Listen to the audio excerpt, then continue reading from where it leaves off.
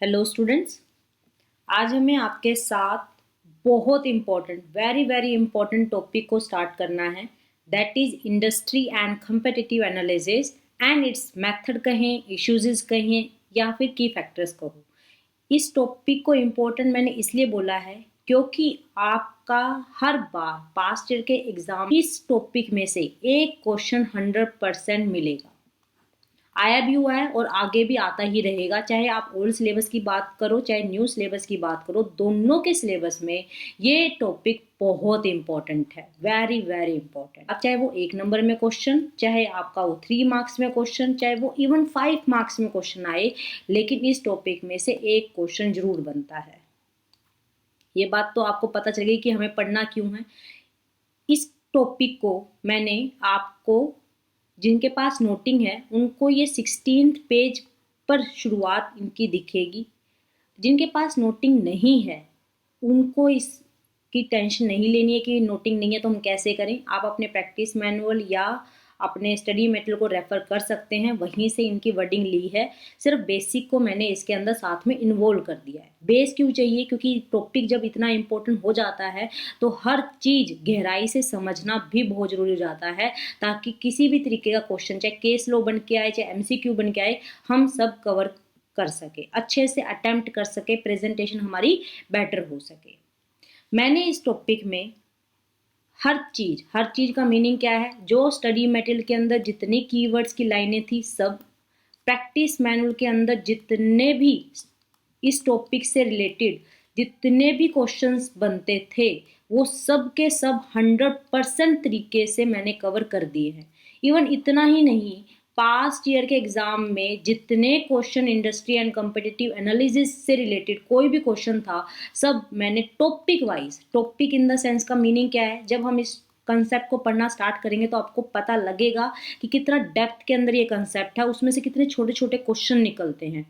तो उन टॉपिक के साथ ही मैंने हर क्वेश्चन को साथ में ले लिया है, ताकि आपकी कंसेप्ट तो स्ट्रॉन्ग हो ही, साथ में आपको प्रेजेंटेशन पता चले और प्लस आपकी 100% कवरेज हो किस चीज़ की, ICI के मटेरियल की।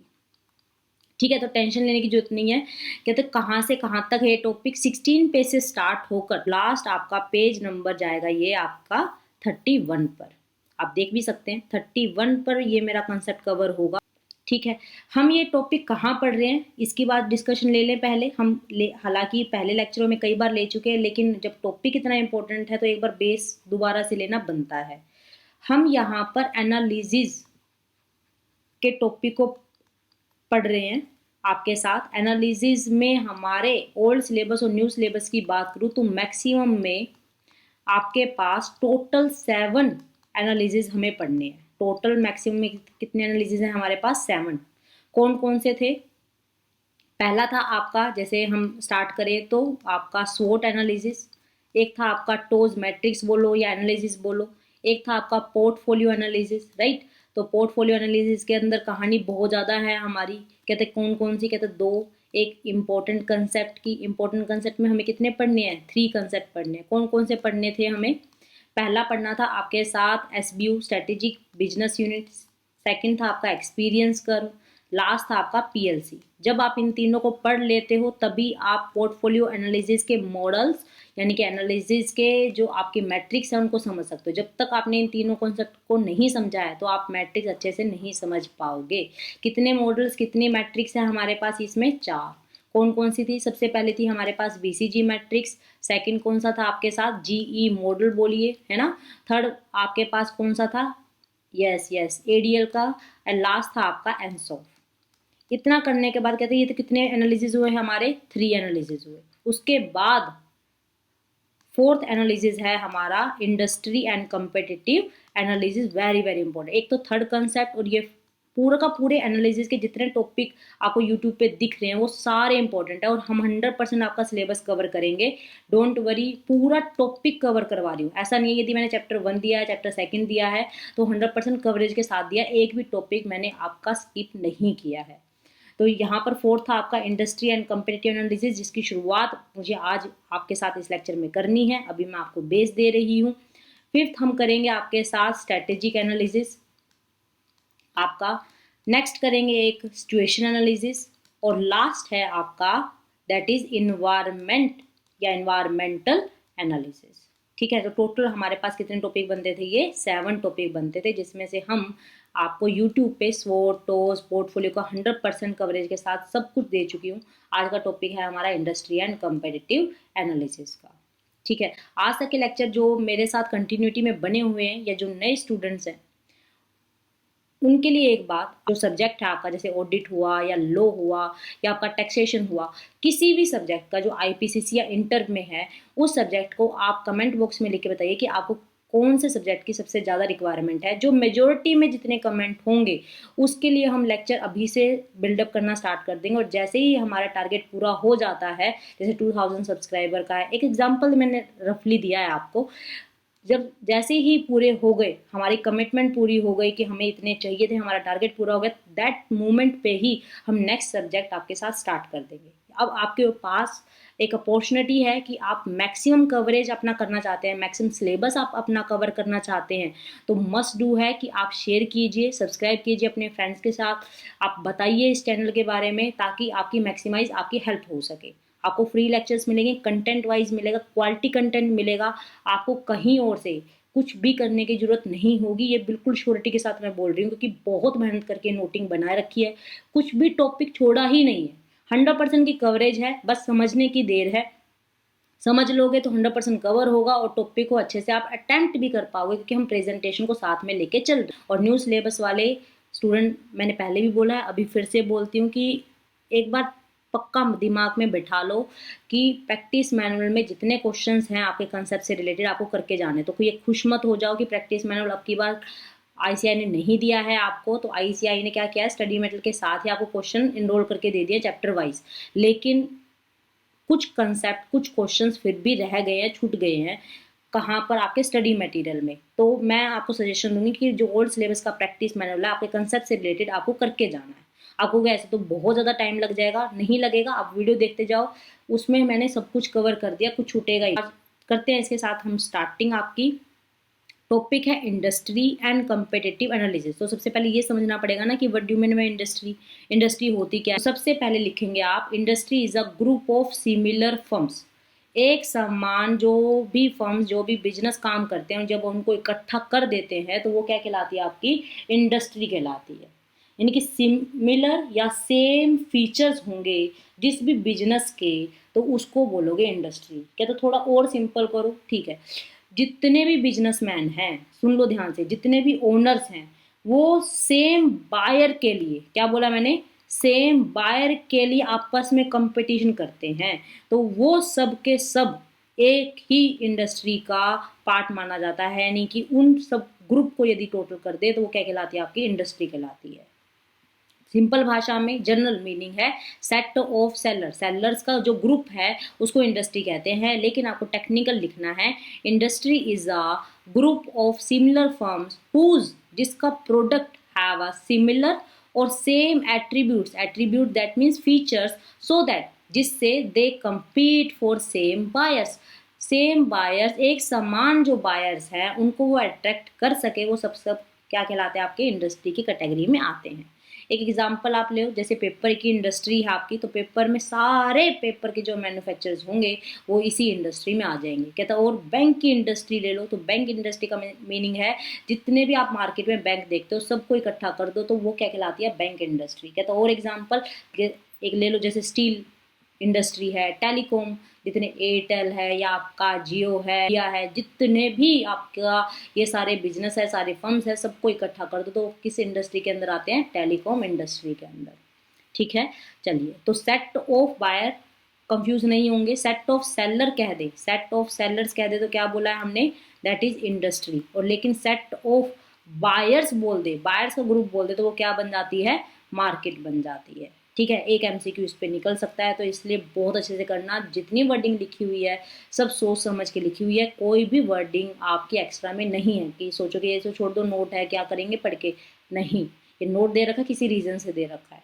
तो एक प्रैक्टिस मैनुअल में क्वेश्चन है आपका, प्रैक्टिस मैनुअल में आपको स्टडी मटेरियल के लास्ट में मिलेगा, तो समझ के देखो प्रैक्टिस मैनुअल में क्वेश्चन क्या था, industry is a grouping of dissimilar firms, correct और इनकरेक्ट।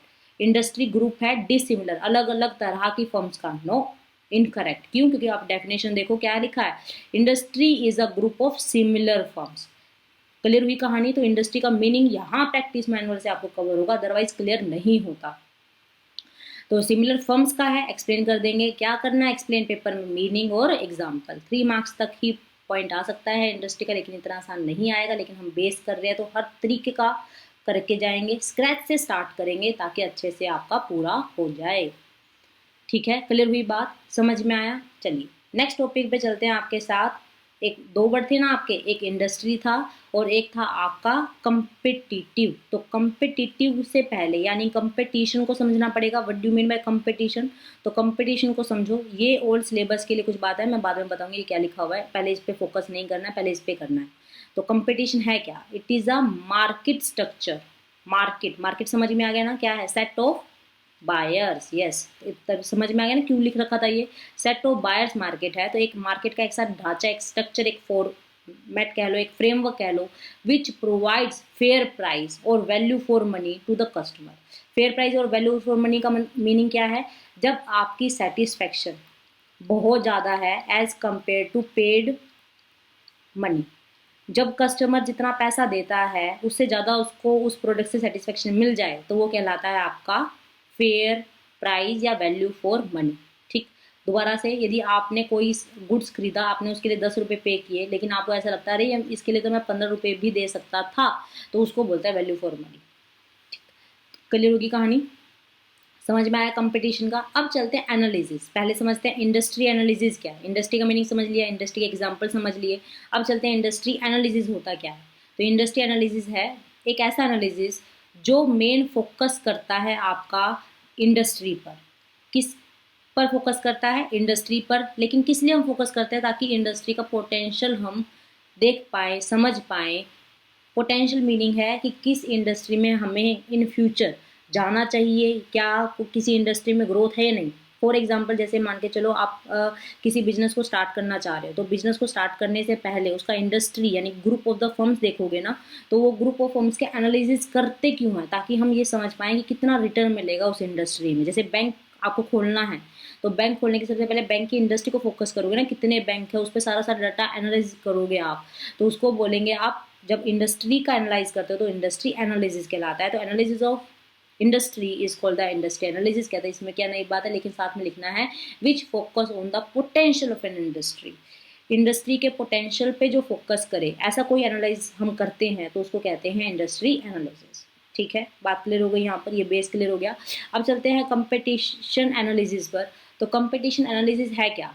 तो it is a detail analysis of the firms competition. That means firm के अंदर कितना कंपटीशन है। जैसे बैंक इंडस्ट्री में जाना है तो आपका जो एक्सिस बैंक है या HDFC बैंक है, उनके अंदर कितना कंपटीशन है आपस में, कौन सुपीरियर है, कौन इन्फीरियर है, सब चीज़ें ही हमें फोकस में लेके आनी है। इतनी एक वर्डिंग में हम काम नहीं करेंगे, हम डिटेल में पढ़ेंगे आगे। अभी यहाँ पर देखो सिर्फ एक मीनिंग लिखना था, इसलिए मैंने इतना लिखवाया आपको कि डिटेल एनालिसिस है किसका? फर्म के कंपटीशन का। कैसे हम कंपटीशन को एनालाइज करते हैं ये हमारा टॉपिक है डिटेल के अंदर। कैसे हम इंडस्ट्री को एनालाइज करते हैं ये भी टॉपिक हमारा है। तो हमें इन्हीं को पढ़ना है, लेकिन मेन समझा है कि इंडस्ट्री एनालिसिस का मीनिंग क्या होता है। जब हम इंडस्ट्री के पोटेंशियल को फोकस करते हैं तो इंडस्ट्री एनालिसिस है। और जब हम कंपटीशन हर एक फर्म का यानी कि ग्रुप ऑफ द फर्म्स क्या कहलाती है? इंडस्ट्री कहलाती है। लेकिन इंडिविजुअली फर्म का जब हम कंपटीशन चेक करते हैं, एनालाइज करते हैं, तो वो क्या कहलाते हैं? हम कंपटीशन एनालिसिस। ठीक है, यहाँ तक बात क्लियर हो गई? तो अभी हमने आपके साथ इंडस्ट्री, इंडस्ट्री एनालिसिस, कम्पिटिटिव और कम्पिटिटिव एनालिसिस का मीनिंग लिया। अभी हमें करना क्या आपके साथ? यदि टॉपिक को देखोगे तो आपको क्लियरिटी में आ जाएगा कि हमें नेक्स्ट टॉपिक करना है। आप मैथड्स कहिए, इश्यूज कहिए या की फैक्टर्स कहिए या आप कंपोनेंट कहिए। अब हमें डायरेक्ट आपके सबसे इम्पोर्टेंट टॉपिक पे चलना है कि फैक्टर्स कौन कौन से ऐसे हैं या कंपोनेंट ऐसे कौन से हैं जिनके थ्रू हम इंडस्ट्री या कम्पिटिटिव एनालिसिस को करते हैं। तो ये टॉपिक आपका पेज नंबर आपका स्टार्ट होगा 19 से। पेज नंबर 18 अभी मैंने स्किप किया है, वो आपको बाद में समझ में आएगा अच्छे से जब हम फैक्टर्स कर लेंगे। तो पहले हम फैक्टर्स करेंगे आपके साथ। तो मैंने हेडिंग भी यही डाल रखी है, की फैक्टर्स मेन क्या है, कौन से ऐसे मेथड हैं जिसके थ्रू हम इंडस्ट्री और कम्पिटिटिव एनालिसिस करते हैं। जब आपके पास ये क्वेश्चन आएगा तो सबसे पहले आप क्या करेंगे? इंडस्ट्री का मीनिंग देंगे। इंडस्ट्री का एग्जाम्पल देंगे एंड देन फिर इंडस्ट्री एनालिसिस का मीनिंग देंगे। इसी तरीके से कंपिटिटिव एनालिसिस का क्वेश्चन आता है तो सबसे पहले कंपिटिटिव का मीनिंग देंगे पेपर में एंड देन फिर कंपिटिटिव एनालिसिस का मीनिंग देंगे। एंड यदि आपका दोनों इकट्ठा आता है तो इंडस्ट्री का भी मीनिंग, एग्जाम्पल भी, इंडस्ट्री एनालिसिस भी एंड देन फिर कंपटीशन का मीनिंग। है कंपटीशन एनालिसिस का मीनिंग देने के बाद आपको फिर फैक्टर्स का एक इसी तरीके से हेडिंग बनाना है। एक वर्ड जो भी पेपर में मांगा गया कंपोनेंट है या फैक्टर्स है, factors of industry and competitive analysis. उसके बाद इसी हेडिंग के अंदर आपको पहला नाम इंट्रोडक्शन से स्टार्ट करना है। ये आपकी प्रेजेंटेशन रहेगी। किसी भी तरीके का क्वेश्चन है तो ऐसे लिखेंगे। इंट्रोडक्शन में क्या लिखना है आपको, सबसे पहले what is the industry and comparative analysis, इकट्ठा कॉम्बिनेशन में, कि ये फैक्टर्स हम जो कर रहे हैं वो है क्या, है ना। तो उसके लिए सबसे पहले समझना पड़ेगा। अभी तो हमने अलग अलग समझा ना कि इंडस्ट्री का मीनिंग क्या है या कंपैरेटिव एनालिसिस का मीनिंग क्या है, बिल्कुल अलग अलग। अभी इकट्ठा लेते हैं कि इंडस्ट्री एंड कंपैरेटिव एनालिसिस है क्या। एनालिसिस की डिस्कशन तो हमने पहले लेक्चरों में आपके साथ कर रखी है, लेकिन फिर भी एक बार रिवाइज करवा देती हूँ आपको। एक ऐसा प्रोसेस जिसमें आप किसी भी कंपोनेंट को या किसी भी ऐसे सिस्टम को आप बांट देते हो और उसको बांटने के बाद उसके इंडिविजुअली फंक्शंस और उनके रिलेशंस को आप अच्छे से समझते हो तो वो क्या कहलाता है, आपका एनालिसिस कहलाता है। ठीक है, तो यहाँ एनालिसिस आप जब इंडस्ट्रियल कंपेटिटिव का करते हो तो उसको एक वर्ड से देना, दैट इज एग्जामिनेशन। यहाँ पर आपको ऑडिट में नहीं जाना है, यहाँ पर इंडस्ट्री एंड कंपेटिटिव एनालिसिस क्या लिखना है, industry and competitive analysis is the examination. किसका एग्जामिनेशन, दो चीज़ों का, दो चीज़ें थी, एक तो इंडस्ट्री और एक कंपेटिटिव, तो बस उसको लिख देना है। ऑर्गेनाइजेशन इंडस्ट्री का एक तो एग्जामिनेशन करना और साथ में कंपेटिटिव सिचुएशन को भी एग्जामिनेशन करना है। ऑर्गेनाइजेशन इंडस्ट्री का मीनिंग क्या है कि आप जिस इंडस्ट्री को फोकस कर रहे हो तो उसके बारे में डिटेल में समझना। और कंपिटिटिव सिचुएशन का मीनिंग क्या है कि आपकी सिचुएशन कैसी है कंपटीशन के रिस्पेक्ट में। इन द सेंस का मतलब उस इंडस्ट्री की कैसी सिचुएशन है कंपटीशन में। कंपटीशन ज़्यादा है उस इंडस्ट्री का या कम है, बहुत सारे व्यक्ति आते हैं आपके मार्केट में, हर तीसरे दिन नया कंपटीटर खड़ा हो जाता है, तो ये चीज़ें आपको देखनी है, यहाँ पर फोकस करनी है। तो यहाँ तो एक बार इंट्रोडक्शन में क्लियर हो गया कि मीनिंग दे दो एक तरह से। एग्जामिनेशन है, किस चीज़ का एग्जामिनेशन करना, दो चीज़ों का, एक ऑर्गेनाइजेशन इंडस्ट्री का और एक कंपटीशन या कंपिटिटिव सिचुएशन का। नेक्स्ट है कि why we do the industry and competitive analysis. Target क्या है, पर्पज़ क्या है। सबसे पहले एक अंडरस्टैंडिंग को डेवलप करना, कहते क्या बोला मैंने, एक अंडरस्टैंडिंग डेवलप करना, एक समझ लेना किसके बारे में, ताकि हम फर्म की ओवरऑल जो इन्वायरमेंट है उसके अंदर जो चेंजेस आ रहे हैं उसको समझ पाएँ, साथ में जो पूरी कंप्लीट इंडस्ट्री है उसको भी समझ पाएँ। दो चीज़ों के बारे में यदि मुझे समझना है तो मुझे इंडस्ट्री एंड कंपैरेटिव एनालिसिस को पढ़ना पड़ेगा ही पड़ेगा, फोर श्योरिटी से पढ़ना पड़ेगा। कहते ये लाइन लिखी हुई है, बिल्कुल लिखी हुई है। सेकंड पॉइंट पे आ जाओ, the purpose of industry and comparative analysis. Purpose क्या है, is to develop an understanding of a firm's environment, firm का इन्वायरमेंट, इंडिविजुअल एक एक बिजनेस का इन्वायरमेंट और एंड ओवरऑल इंडस्ट्री, यानी पूरी इंडस्ट्री का टोटल करके उन दोनों की जब अंडरस्टैंडिंग लेते हो तो वही पर्पस है किसका, इंडस्ट्री एंड कंपैरेटिव एनालिसिस का। लास्ट एक पॉइंट और लिखेंगे, ये जो एनालिसिस आप कर रहे हो वो एक हेल्प भी करता है ताकि आप ये समझ पाओ कि इंडस्ट्री के पॉजिटिव पॉइंट क्या हैं, ताकि हम फ्यूचर में ग्रोथ अच्छे से ले पाएँ, सक्सेस को बढ़ा पाएँ, प्रोस्पेरिटी को अचीव कर पाएँ। ये सब चीज़ें हमें हेल्प करेंगी जब हम इंडस्ट्री एंड कॉम्पिटिटिव एनालिसिस को अच्छे से डिटेल में पढ़ लेंगे। कहता है अभी हमने जब इंडस्ट्री एंड कॉम्पिटिटिव एनालिसिस इतना पढ़ लिया तो हम करेंगे कैसे इसको, तो इस एनालिसिस करने के टोटल 7 स्टेप्स हैं जिसको हम अलग अलग नाम से बोलेंगे। कंपोनेंट बोलो, फैक्टर्स बोलो, इश्यूज बोलो, मेथड्स बोलो या आपके स्टेप्स बोलो। How we do the industry analysis. Industry analysis करने के कितने स्टेप है, टोटल 7 स्टेप्स हैं। उसी 7 स्टेपों के अंदर आपको काम करना है।